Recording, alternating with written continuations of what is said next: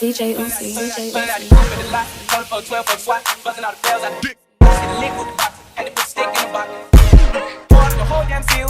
DJ Uzi, DJ Uzi. Hey you guys, I'm back with another video with 5 things I wish I would have known before taking the LSAT. I think it's important to first identify what the LSAT is. Probably many of you know, but it doesn't hurt to have a reminder. The LSAT is the law school admissions test. It is a test that is required before you can go to law school, amongst other application materials that I can do a separate video about that. But I just wanted to give you the general basis. Also, LSAT Flex. LSAT Flex is literally the LSAT, but it's a new version of it, whereas though the original test has 5 sections, usually 2 LR, 1 RC, and 1 LG. If you don't know these acronyms, LR is logical reasoning, RC is reading comprehension, and LG is logical games. Typically, people are taking right now the LSAT Flex, which has 4 sections, so you'll only have logical reasoning, 1 reading comprehension, and 1 logic games, with an experimental section like in the first one. But this time it's only 4 sections versus 5. So that's the general. I guess I can get into the first thing I wish I would have known. I wish I would have known about the LSAT Plus program. The Plus stands for Pre-Law Undergraduate Students. This is a program that is designed specifically for students who are in undergrad right now, and they want some assistance or some experience with how it feels to be in law school or to build a supportive community. This is completely free.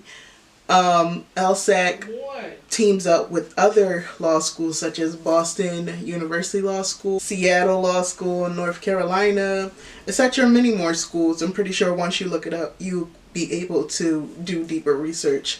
But those are just some of the schools that help as far as with teaching undergrad students who would like to go to law school. This is completely free. Obviously, it's something you have to be selected for, but once you're selected, then you're able to participate in the program for free as well. And if you finish the program, you'll get a $1,000 stipend along with a LSAC fee waiver. If you didn't know, now you know. I'm telling you, I wish I would have known, but I'm a little too old at this point. The second thing I wish I would have known before doing my LSAT is to make sure that I'm scoring in a diagnostics test what I hope to score on the test. So what I mean by that is, like, if you're scoring a 120 or 130, but your goal score is like in the 160s or 170s, then I'm pretty sure when you take that test, your score is not going to skyrocket. Now, this is just like a high key thing. If you guys have articles or some proof that like people were scoring low on the diagnostics and got a high score on the test, then drop them down below because I would like to see that. But typically, whatever you're scoring on the diagnostics, you're going to score either a couple points up or a couple points down, depending. Well, actually, to that point of taking a test when you're officially ready. When I say that is like if you are starting to score around the same thing, around the score that you would like to, then what I would do is then schedule a test versus scheduling the test like way in advance. Obviously, some people can do that and work it out, but you honestly just do not know where you're going to be at during that time of the test. Maybe you'll still be scoring lower than you would have wanted to. So maybe trying to schedule it when you're close to the time. There's always going to be a time where you can schedule it and do it for yourself. So that's my spiel on that. Tip number 3. I wish I would have known to not study the day before the test.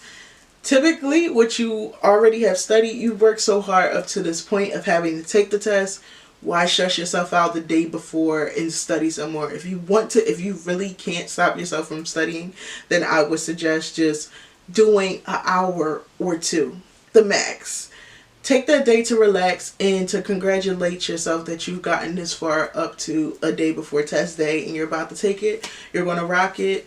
I'm telling you, Just take that day to relax, because there's no reason to go into the test the next day and be stressed. Let's avoid that. Tip number 4. Take one day of rest a week. Like if you're studying every day of the week, take that one day out of the week to really relax and to really just debrief your brain. You can literally go through burnout by simply consistently just studying. I know how it feels to experience burnout, whereas though you'll be tired of it or done with it, just like, I don't want to do this anymore. And so to avoid that, take one day for yourself. Do something you like. Read, watch TV, play games, whatever is for you. Then just take a day out of the week for yourself. Every day doesn't have to be about the test. I don't care what any advice columns say. Take that day, because a day can make a world of difference. Tip number 5. My 5th and final one that I feel like everybody should take into consideration. Do not, I repeat, do not think that it'll only take 3 months in order to prep for this test. This test is not based off intellect. It's about learning the organization and learning how to succeed of the test. You have to actually study for this. This is not something you're learning in college. This is something in a whole different ball game than you ever experienced. Some people take 6 months, but some people have to take more than that. And that goes back to my second tip of taking the test when you're ready. You don't know how long you may need or how much time up to that. People are really scared about, man, I'm going to be too old once I get there. Wouldn't you rather take another year to get your score where you need to, and then you can get scholarships and probably get a full ride tuition to law school?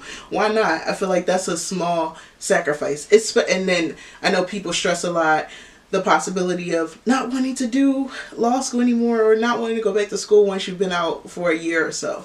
And it's just like, I am an advocate for gap years. I took gap years, so take that time for yourself so that you can get a score that you want. Or if you're okay with the score you got, then go ahead. I'm pretty sure you can get into law school. It's all about what school you're applying to. So that is my spiel for today. Thanks again for coming back to my video, and I'll see you guys in the next video, and I hope to see you soon. Comment, like, subscribe, share, put the alerts on. You know what it is. Bye, you guys. DJ Uzi.